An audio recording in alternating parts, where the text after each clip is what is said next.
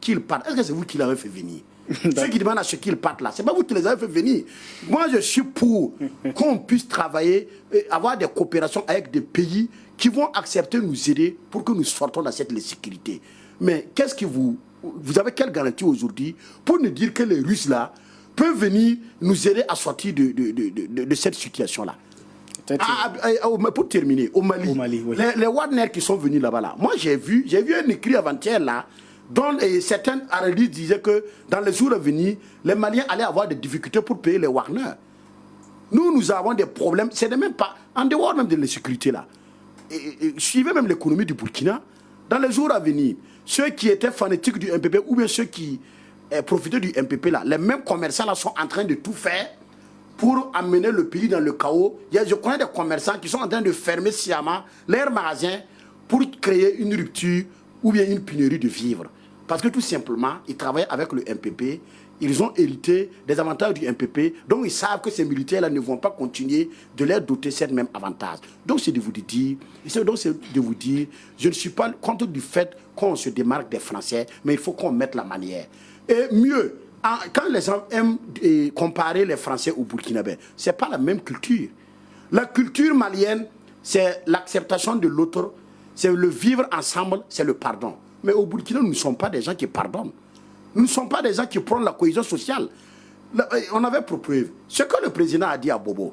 Il a dit, si vous l'avez bien écouté, il a dit, ce n'est pas aux Français ou autres contrées qui vont venir. Il n'a pas cité la France, ni les Russes. Ni les Russes, oui. Je veux dire, c'est un exemple que je prends. Oui, d'accord. Il a dit aucun pays étranger ne peut venir nous aider à sortir de là où nous sommes si nous-mêmes on n'est pas unis, si nous-mêmes nous n'avons pas assez d'intelligence pour pouvoir poser des actes afin de pouvoir nous aider nous-mêmes. Qu'est-ce qu'il tente de dire présentement? Au Mali là, Goïta, il est accepté, il a la sympathie de la population parce que la population là s'est dit que c'est un militaire, c'est un monsieur qui peut les aider à sortir de leur situation. Mais au Burkina, pendant que des gens sont en train de prêcher la bonne parole, de prêcher, de conscientiser l'ensemble des Burkinabés pour qu'ils accompagnent la transition, il y en a qui travaillent en contre-courant. Donc si vous êtes divisé, vous pensez que le monsieur là aujourd'hui seul, même si le président Damiba a cette volonté là de se démarquer de la France, tout de suite et maintenant, vous pensez que s'il n'a pas l'appui de la population, il peut le faire? Tout le monde sait comment les Français fonctionnent. Donc c'est à nous de travailler, à avoir l'adhésion de l'ensemble des Burkinabés derrière la transition. Et au moment venu, voilà, et nous serons tous, voilà. On pourra revoir les accords. On pourra revoir, voilà, les accords. Oui. Donc je vais juste ajouter quelque chose. Vous avez parlé des pro-russes, ceux qui sortent avec les drapeaux. Moi, je vais vous dire, avant l'arrivée du MPCR, on n'avait pas de pro-russes au Burkina. Il n'y avait pas de pro-russe. S'il y a pro-russe, c'est qu'il y a un événement qu'ils voient. Mais vous savez que, comme moi, devant vous, j'ai un niveau un peu bas par rapport à la vôtre. Donc ma manière de comprendre est différente de la vôtre. Et aussi la politique.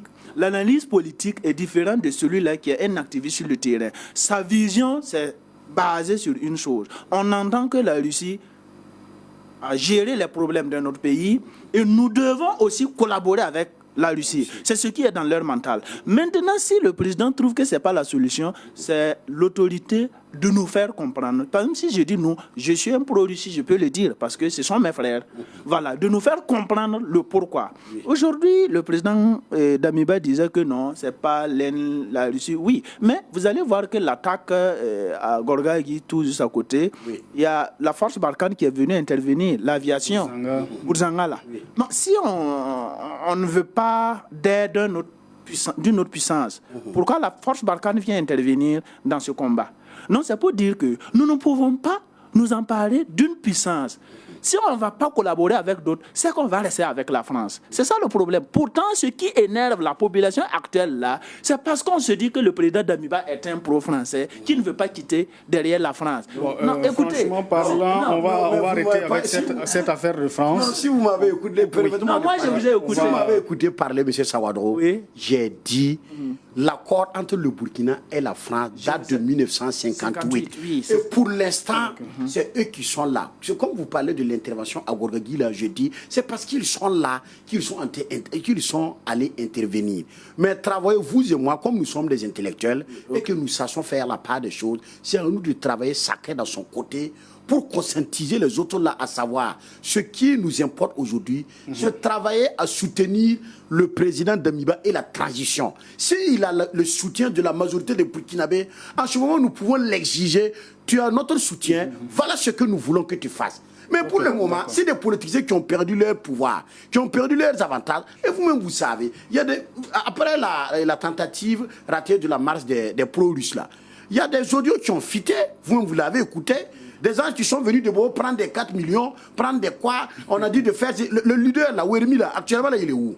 Bon, ok. Donc, c'est pour vous dire. Il nous reste, moi, je vous dis que je vous connais très bien. Je sais que vous menez une lutte honnête, mais tout le monde n'est pas comme vous. D'accord. C'est de ça qu'il est. On va refermer cette parenthèse et puis s'intéresser proprement au thème de cette émission, c'est-à-dire les actions posées par la transition. Alors, vous avez parlé de communication. C'est vrai que la Grande Muette, comme le dit, communique moins, mais déjà, on voit qu'il y a une douzaine de terroristes abattus, dont le chef Tidiane Djibrilou Diko, ça c'est à Tongomayel dans le Soum. À Bourasso, on a vu également un bon travail avec une trentaine de terroristes abattus. En tout cas, on ne peut pas faire une semaine sans entendre au moins sur des bonnes nouvelles du front, où les soldats les boys font du bon boulot, et en témoigne même la décoration la dernière fois au niveau des militaires, au niveau du détachement, la gendarmerie et même l'armée de l'air. Alors, ces actions-là, est-ce que ça rassure que la transition est sur la bonne voie pour nous faire sortir de cette insécurité? Ok. Et vous me donnez l'opportunité de déballer à l'ensemble des Burkinabés et à l'opinion internationale que moi, je peux tout être sauf un suivi. Je suis d'avis avec ceux-là qui pensent que les nouvelles autorités doivent fournir plus d'efforts. Parce que l'insécurité, ça tient beaucoup aux Burkinabés. Nous avons des zones qui sont déplacées. Nous avons des écoles qui ont été fermées. Nous ne pouvons pas dénombrer le nombre des élèves qui n'ont pas pu continuer leurs cours parce qu'ils ont été chassés de leur zone. Ça, je le reconnais. En tant que Burkinabé, j'ai mal au cœur. Et je profite de votre plateau pour demander aux nouvelles autorités qui sont des militaires de mettre plus de force et plus d'abnégation pour pouvoir remédier à ce problème-là. Mais sur le terrain, je peux vous assurer, dire que je suis en connexion directe avec eux, mais moi je me forme à tout moment. Il y en a que j'ai l'accès, je me forme et je peux vous assurer que sur le terrain, il y a un travail qui s'abat. Il y a un travail qui s'abat et il y a une très grande différence entre le pouvoir dessus et ces nouvelles autorités. Ce n'est pas moi qui l'ai dit. Quand nous avons voulu organiser la marche du 27 novembre, le président Roch-Kaboré est sorti notamment dire que lui il a reconnu qu'il y a un dysfonctionnement dans l'armée. Et dans un pays, ici, il y a un dysfonctionnement dans l'armée, c'est que vous êtes tous morts. Donc, c'est de vous dire, comme il y avait ce dysfonctionnement-là, il fallait que les militaires, là, mettre de l'intelligence pour pouvoir parer à tous ces mots qui minaient, essayer de revoir les postes de commandement, essayer de revoir, de mettre les hommes qu'il faut à la place qu'il faut. Donc à ce niveau, je peux vous assurer qu'il y a un travail qui se fait. Et je le dis et je l'insiste. Vous savez, il y en a qui n'ont pas encore digéré le fait qu'ils ne sont plus dans les affaires. Vous-même, regardez, quand on parle exemple sur l'inflation inestimable et inconcevable des produits de première nécessité, c'est volontairement fait. Parce que tout simplement, il y en a des gens qui avaient signé des pactes et des partenariats avec certains cadres du MPP. Et aujourd'hui, comme ils ne sont plus aux affaires, qu'est-ce qu'il faut faire? Il faut qu'on fasse tout pour que la population désavoue la transition. C'est ce qui se passe aussi au niveau de la sécurité. Moi, je connais très bien des journalistes qui font des critiques constructives, qui font des observations constructives, qui font des propositions. Mais il y en a aussi, c'est à chaque fois qu'il y a une analyse, il n'arrête pas de fustiger le pouvoir en place. Parce que tout simplement, il y en a parmi eux qui pensaient qu'on allait les impliquer dans la gestion de la chose. Il y en a qui pensaient qu'on allait les nommer dans les postes. Mais je vais profiter de votre micro pour dire à ces derniers, tout le monde ne peut pas être premier. Tout le monde ne peut pas être ministre. Tout le monde ne peut pas être député. Monsieur Saworo qui est devant moi, on a tous mené la lutte. Est-ce qu'il est à l'Assemblée? Non. Moi, j'ai mené la lutte. Est-ce que je suis nommé à un poste? Non.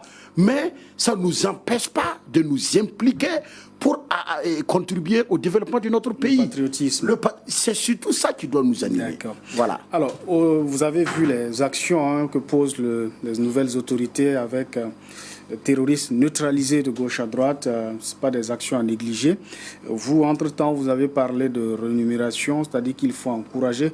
À côté de ces militaires, on a ce qu'on appelle les VDP. Voilà. Vous pensez qu'on doit bien payer, entre griffes, ces VDP? Vous proposez même 200 000 francs par mois. Effectivement, c'est la vision de notre mouvement. Parce qu'on ne peut pas finir avec ce terrorisme si ceux qui sont sur le terrain là ne sont pas bien gérés. Voilà. Donc, moi, j'ai proposé d'augmenter leurs primes. Ceux-là qui partent sur le terrain, d'augmenter leurs primes. Secondo, de voir les VDP. Parce qu'aujourd'hui, si ceux-là qui sont dans la ville, parlons du président et son gouvernement, peut augmenter leur salaire. Et ceux-là qui sont au front là, on ne pense pas augmenter les leurs. Je pense que c'est... Pour moi, je ne peux pas apprécier. Un VDP qui touche 20 000 francs le mois, je pense que moi, mon gardien même... au fait, je dis mon gardien parce que je suis un demi-entrepreneur. Nous avons un gardien qui prend pas moins de 35 000 francs le mois. Ouais. Si nous pouvons payer un gardien à 35 000 francs, un VDP qui combat pour le pays qui touche 20 000 francs, c'est insultant.